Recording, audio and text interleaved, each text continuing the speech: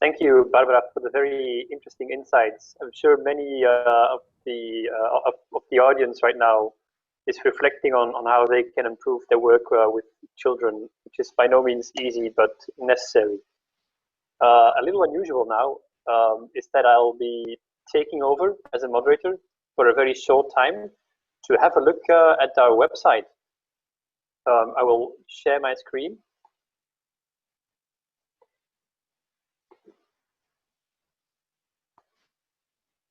And normally you should be able to see our project website by now. I'm waiting for a colleague to confirm. So, I mean, basically why we want to have a look at the project website is because this also took quite a bit of effort and quite a bit of work, lots of teamwork, lots of meetings online, offline, to think about how we would present the materials we were developing or had developed to our target audience. And I can tell you it is by no means easy and by no means straightforward. So right now we are on the main page of the website, and I'll leave the scrolling down to yourself. You can go there by chills-research.eu. But I want to dig into the most interesting bits and pieces, basically, which is the resources, of course.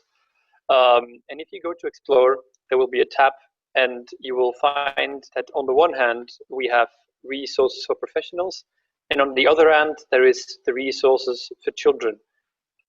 As Barbara has amply and very well explained, the resources for children are not only for children, they're also for professionals to reflect, to prepare, to facilitate discussion. So please, as a professional, also go and look at the resources for children. But on top of the list, you will find how to navigate resources for professionals. And we highly encourage you to go to that page if you're using the website and read through it. It's not all too long. We've tried to explain the way in which we structured the website, basically, and how we look at the issue. And one of the lenses through which you can view the information that we will shortly explore, as the title of this section says, is by splitting it up in 3 different phases: before the interview, during the interview, and after the interview. So let's have a look then at the resources for professionals. And the idea behind this was that the pieces of text, they need to be short and concise, because we all know that sometimes we're pressed for time. We don't want to read academic articles about stuff. We want to have an idea of what's going on. And so that is why we designed these texts and these pieces to be very short, but on point, very detailed. And we worked with cross-references. So let's say I'm wondering what the right interpreting mode is. Our colleagues earlier today talked about that. Do I do simultaneous or whispering? And so this article will guide you through that. And if you scroll down, there's the text. We have added some academic references for those who want to dig further into the matter. They will also be able to be found on the page Further Readings. And at the same time, in this entry we haven't, but there is entries. I will go back to the resources. We've worked with cross-references because lots of the time there is information that is linked, basically.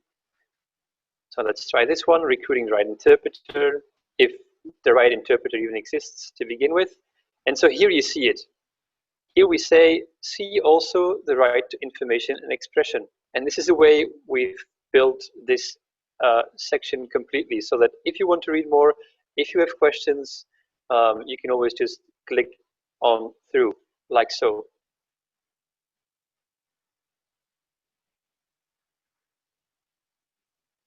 Next up is the resources for children. And again, there's a section, how to navigate resources for children. I think Barbara already explained in way more detail what the thought process was behind that section, but let me click on through. because then I can show you that it's actually quite simple. There's 3 strands: asylum proceedings, criminal proceedings, and then further materials, where you will be able to find the videos that we've showed earlier today. Let's take a look at the asylum proceedings, because there you can find all kinds of child-friendly materials that are linked to these proceedings. For example, with regards to the age assessment, or the story of an unaccompanied minor. What is a cause of asylum proceedings, and which professionals do I actually encounter in such a proceeding, and what is their exact role? So please go onto our website, explore for yourself, dig around, let us know what you like, and get in contact with us if you have any further questions. You will find some further information about the project partners and the projects under About Us. And then maybe I want to point the attention to our forum. We've had some interesting questions already over the last 2 days, and we hope to continue this discussion by referring all of you to our forum. So basically, if you have any question, any reflection, and you want to ask colleagues or ask other professionals, let's say you're a lawyer, you want to know from an interpreter how it is to work with an interpreter, or have a specific question, then go over there, sign up, and launch your question. And we really hope that with people that are attending today and yesterday, we will be able to start to generate a lot of knowledge, because we've heard from Simon Smith, for Egy-kettő, example. itt a magyar tolmács jelentkezik. Hangpróba. We've heard from Simon Smith, for example, that as a police officer, he has lots of interesting insights into the encounters. There is also a search function. So if you're looking for something, you can use that. To conclude, I want to say that the website will also be available shortly in Hungarian, Italian, and Dutch, and that all of the recordings of today's and yesterday's presentation will and can be found on the website too, with the interpreting added to the videos, so that if you want to rewatch a session, you can do that by going to our website. Sorry for switching to the platform. So that's it from my end, and I can only encourage you to go to our website and to see it for yourself, to dig into it, and let us know what you liked and what you didn't.